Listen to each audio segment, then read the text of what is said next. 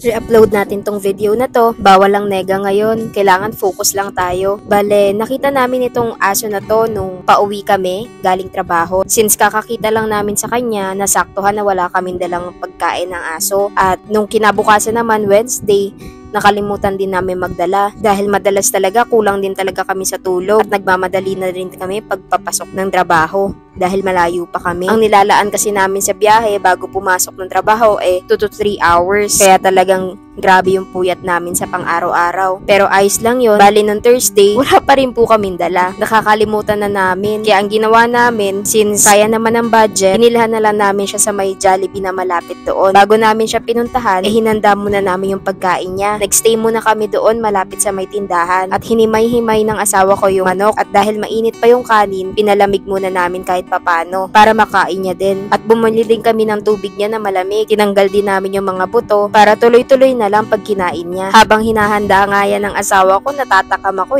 paano ang bango-bango ng manok sa Jollibee? Mapapaisip ka na lang talaga, nako. Buti pa to si Doggy, naka-Jollibee. Pero ayos lang yun, deserve niya naman kasi yun. Nakikita kasi namin to sa may tapat ng Mercury, malapit doon sa amin. Kaabang lang siya doon, hindi dahil sa nag-aabang siya na may magbibigay sa kanya.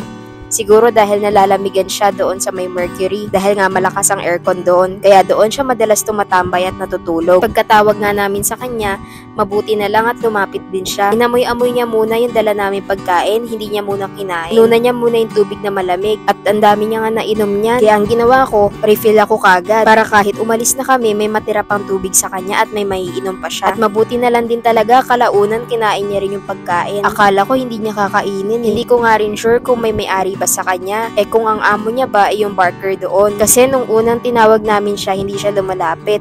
Pero nung tinawag siya nung barker, tumayo siya kagad. At may sinambit siyang pangalan, hindi ko na nga lang din talaga maalala. At ang sabi nga nung barker, kaya daw nung una ayaw niya kumain, busog pa daw. Masaya naman kami dahil sa nabalitaan namin na pinapakain din pala nila to. At medyo napanatag kami. Kaya ang gagawin na lang namin, kapag maalala namin na magdala ng pagkain at hindi kami kulangin sa oras, magdadala na lang kami ng pagkain para sa kanya, para mabusog siya. Alam mong simpleng araw lang, pero may magagawa ka palang makabuluhan. Ibang-iba siya sa pakiramdam, nakakataba ng puso.